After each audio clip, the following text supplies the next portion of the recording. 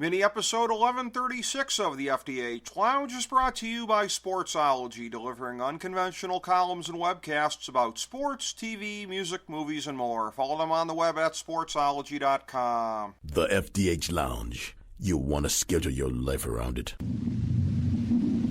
A long time ago, on a gloomy, wet Cleveland spring night, two men stand alone amidst the late-night drizzle.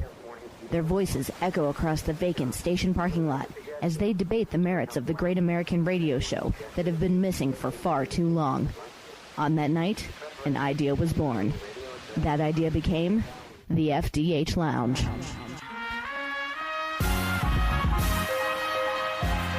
Welcome to the FDH Lounge. Hello everyone, welcome to the FDH Lounge. This is FDH Managing Partner Rick Morris.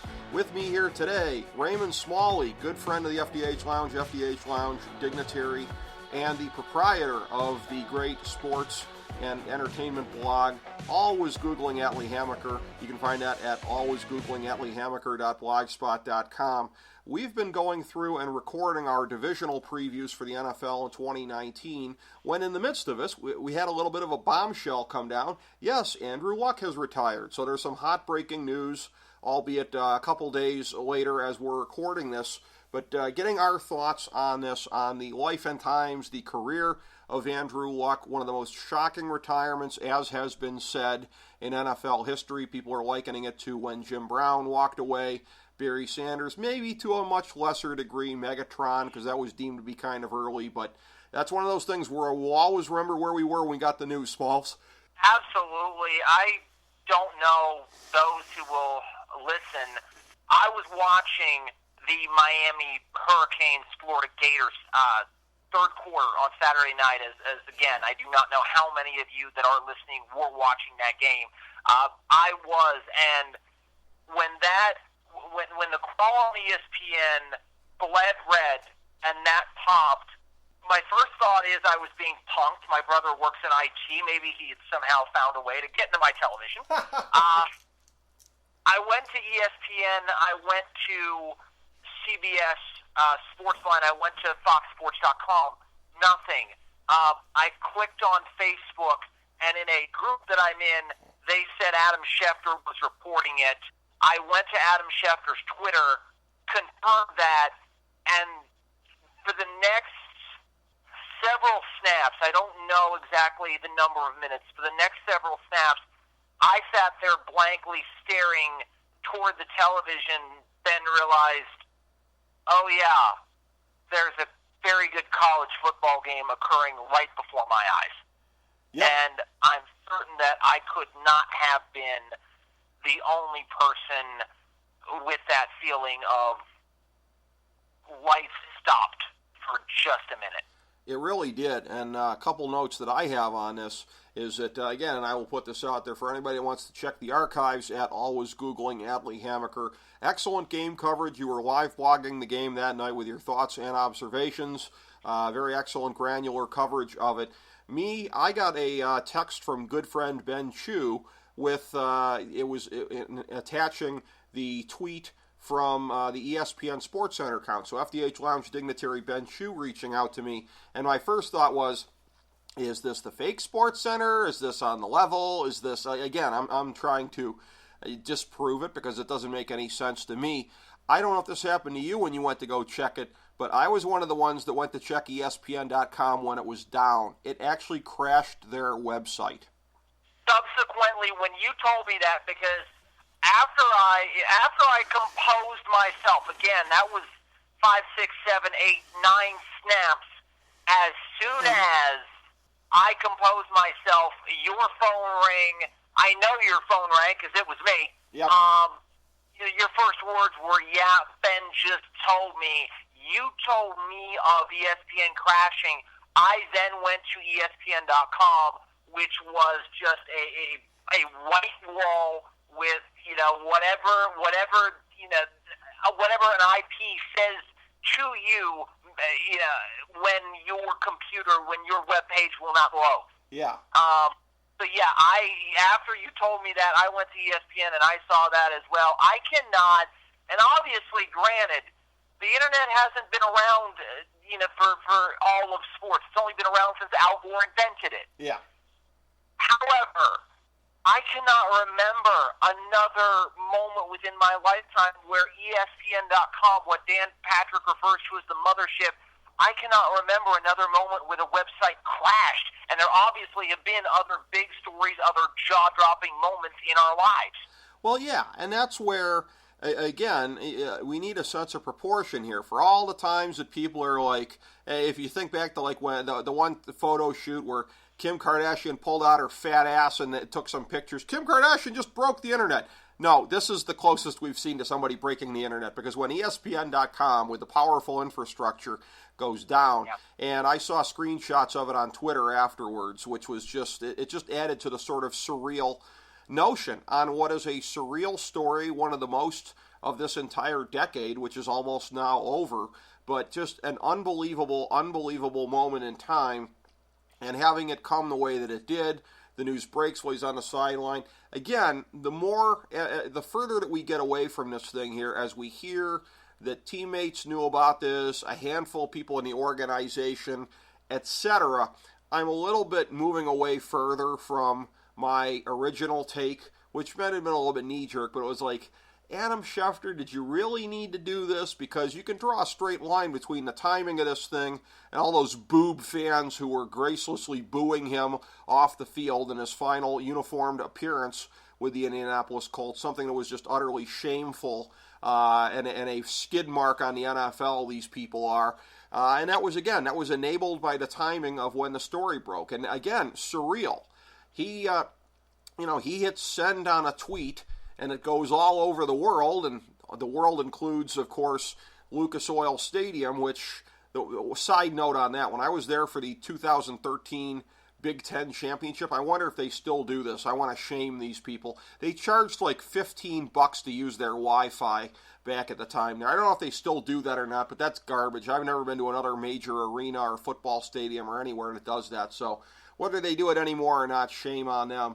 But regardless, whether it be Wi-Fi or whether it be cell phone coverage, the word got around the stands, and the reaction was pretty bad. I mean, I'll tell you what, as a member of America's North Coast here, the Browns fan base, I was, again, one of the things for which I am ashamed, I don't bear any personal guilt for this, because I was always a huge booster and supporter of Tim Couch, but I hate that my fellow idiot fans here in this city cheered when he was down injured in a game in 2002 because their boob hero Kelly Holcomb was able to come into the game and do some stuff before inevitably, I'm sure, throwing some interceptions.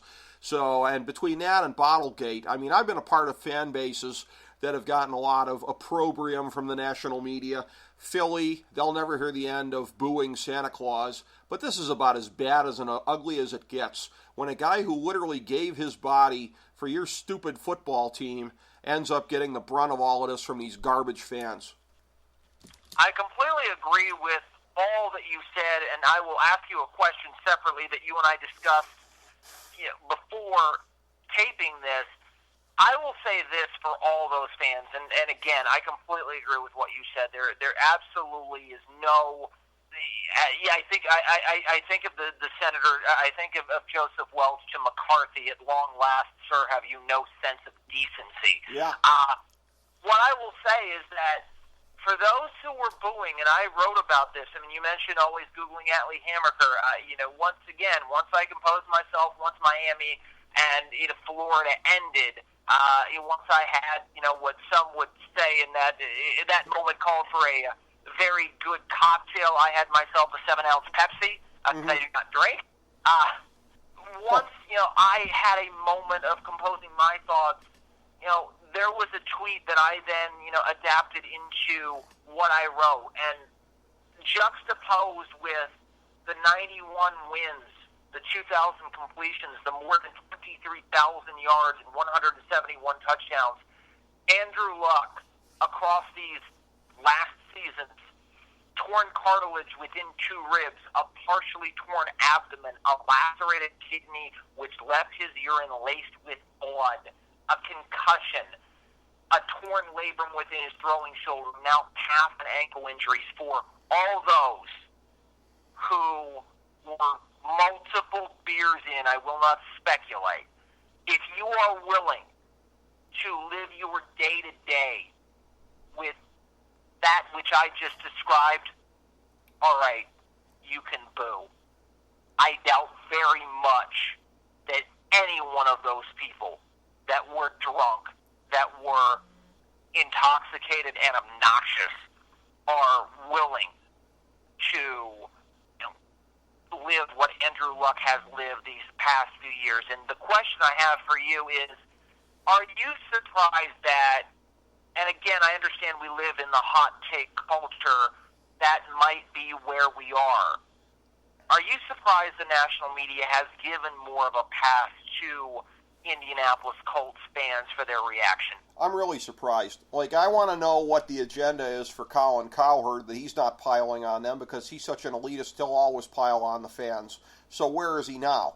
I'm very, very surprised by this, because the reaction that came from them was just unforgivable. And, I will say this, as well, as I have to sort of tiptoe gently from mentioning those takes to mentioning a take of a longtime close personal friend and business associate of mine, FDH Director of Research Nate Noy, and an FDH Lounge original Dignitary, who, I gotta just say, if I'm calling these takes garbage, I got to be fair and say that I think his are too, because he was texting me some of this stuff, and he's a Colts fan, so I get that, but, he's a bust, he never, led the team to anything, whatever. And I texted him back, and I said, look, dude, he didn't have really a coach, an offensive line, a general manager, none of that till like a year ago. It was the last year of his career that he had any of this stuff, and it was his best year.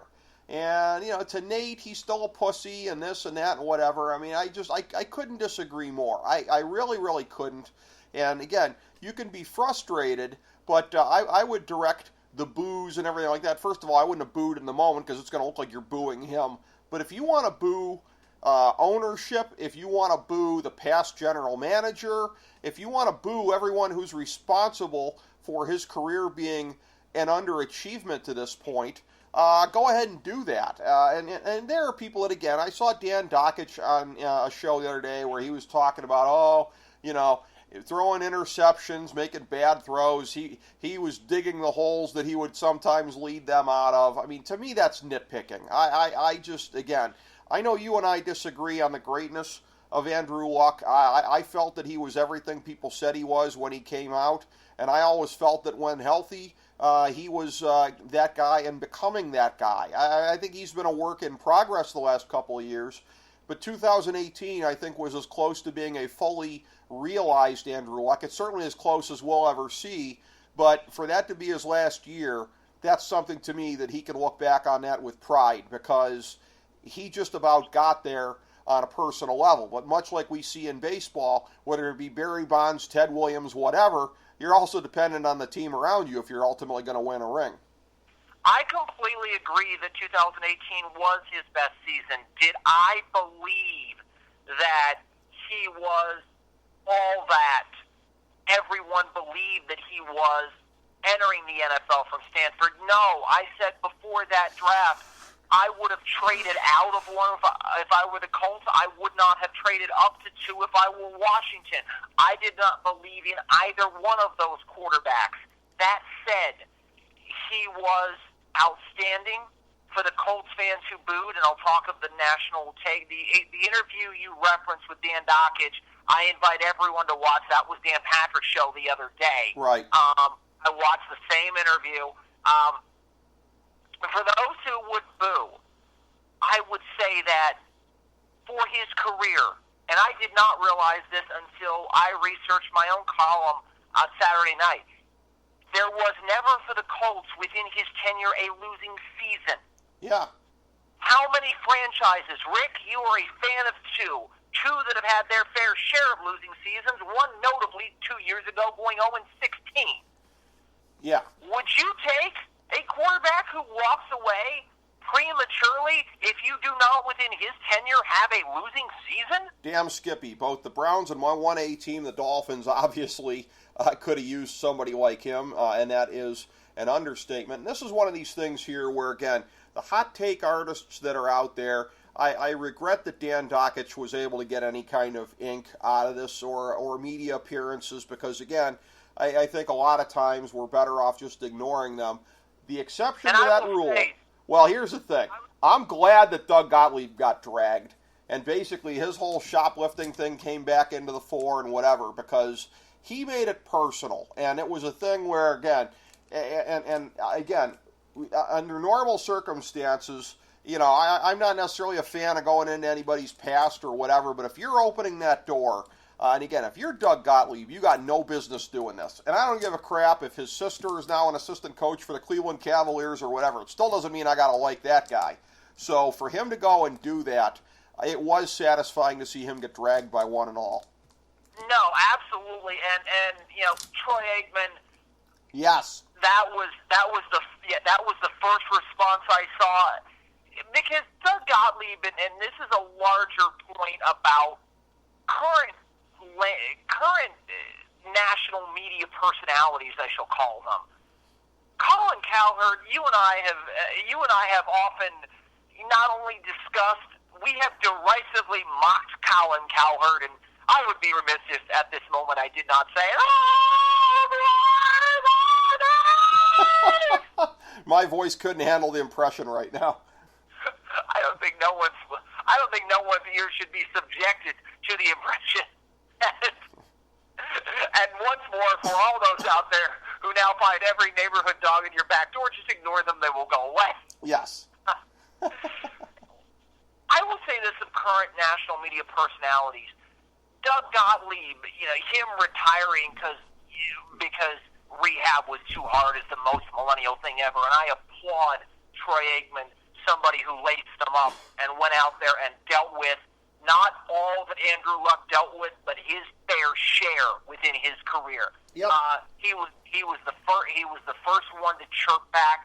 I admire Troy Aikman for his career. I admire him for what he said, because Doug Gottlieb does not know. And whether it's Doug Gottlieb, Nick Wright, I understand why Toronto Raptors fans boo. That was a guy who, you know, was getting buckets against you, speaking obviously of Kevin Durant, and then, you know, it died down, but all you realized is that guy's not going to be able to score against you. No, classless is classless is classless.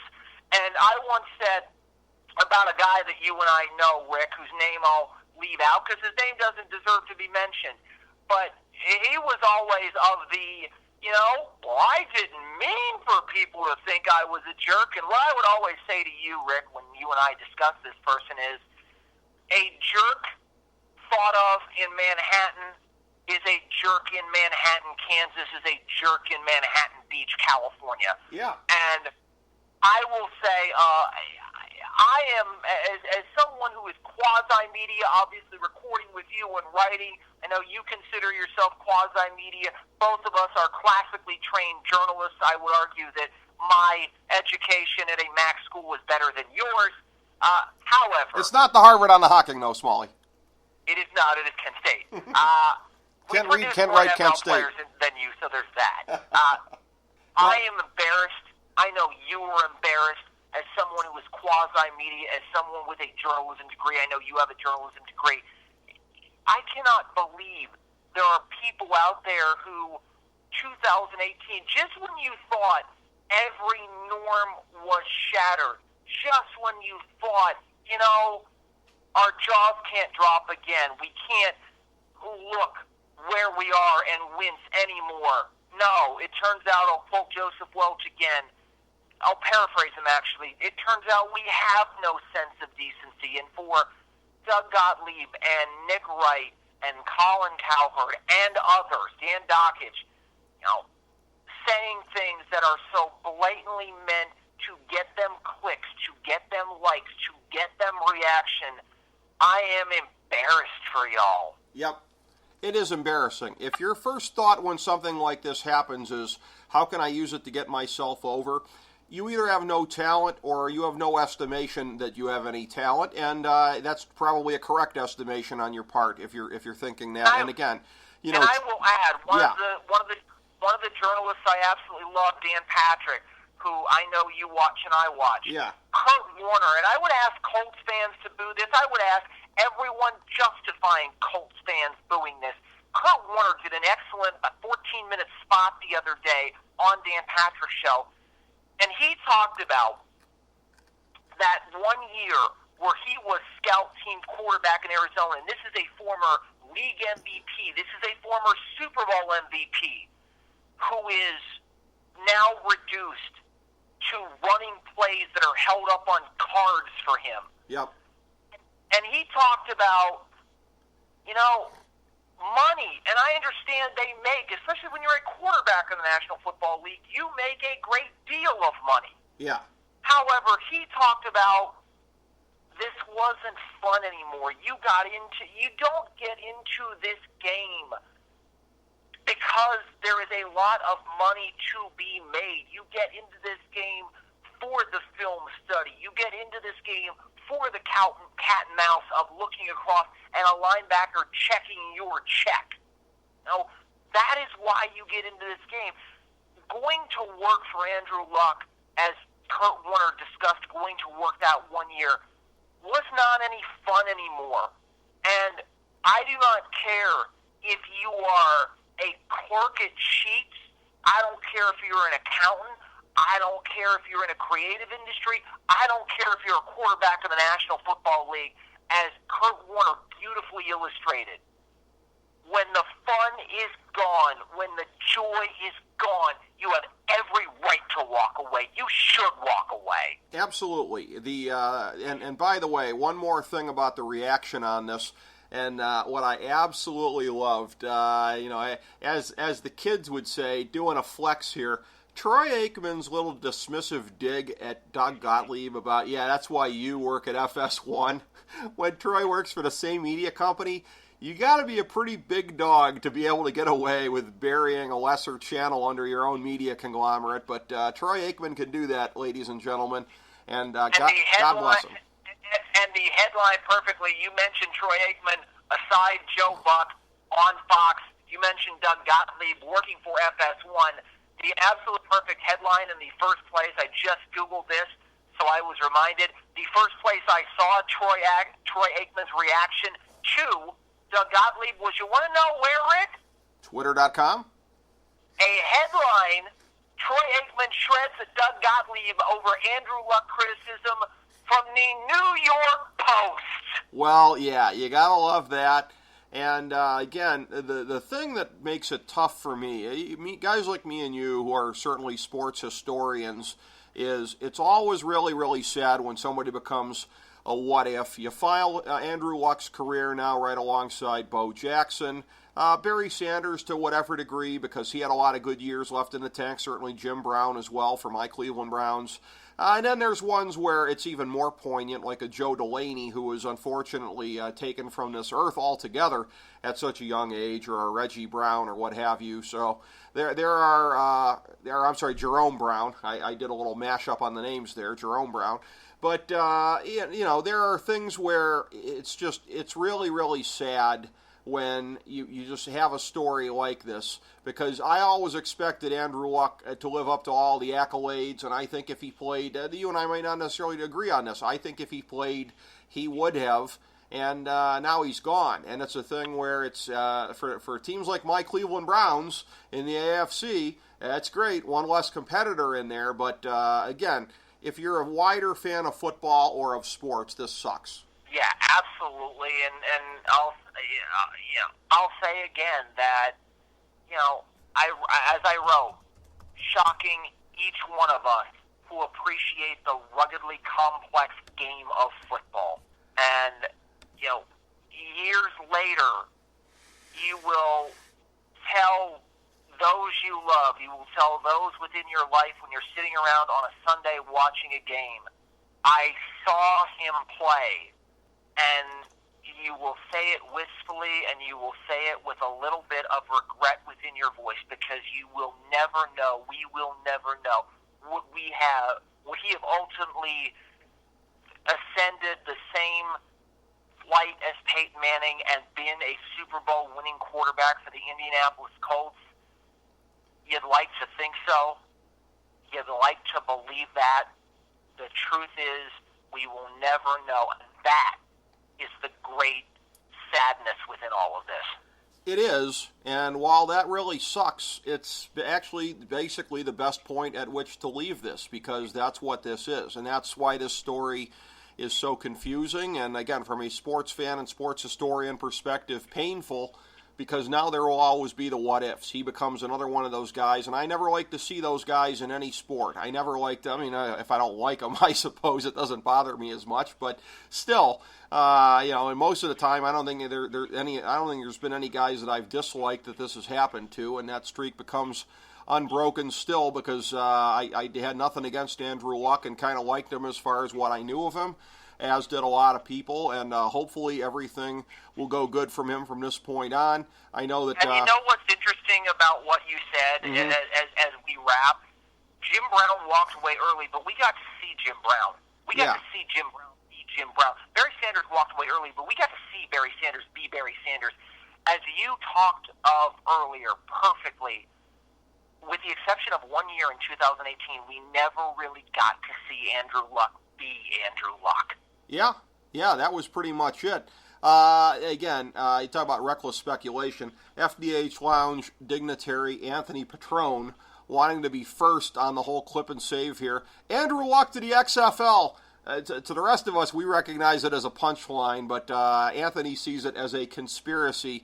I can't believe he had no answer when I said to him, he didn't want to get beat up and be pissing blood for $30 million, but he's going to be beat up and pissing blood for $30,000. So yeah, sorry, happen ain't gonna.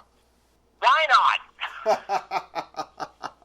Well, if it happens, Anthony Petrone will be here on the show, I'm sure to say. You heard it here first from me, but and again, I'm sure that will not be the case. And again, we have just this brief career of Andrew Luck to look back upon and celebrate, and hopefully we have helped do it a little bit of justice here during this segment.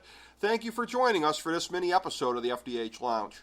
As we bring the show to a close, we would like to extend our deepest gratitude to NBC, CBS, ABC, Fox, all Clear Channel affiliates, TNT, TBS, USA, UPN, Deadspin.com, YouTube.com, YTMND.com, MySpace.com, various blogs, Fox News, CNN, CNBC, MSNBC, IamBoard.com, Billboard.com, Google.com, ESPN, ESPN2, ESPN News, ESPN Classic, NBA TV, NFL Network, Sports Time Ohio, Athlon Magazine, Comedy Central, Cartoon Network, The Boomerang Channel, QVC, BET, The Spice Channel, Steno Notebooks, Manwich, Papermate Office Supplies, waitresses, strippers, bartenders, garbage men, janitors, microwave popcorn, the writers of The Office, Scrubs, Entourage, My Name is Earl, Oz, Metalocalypse and the Boondocks, Aquafina, and the periodic table of elements.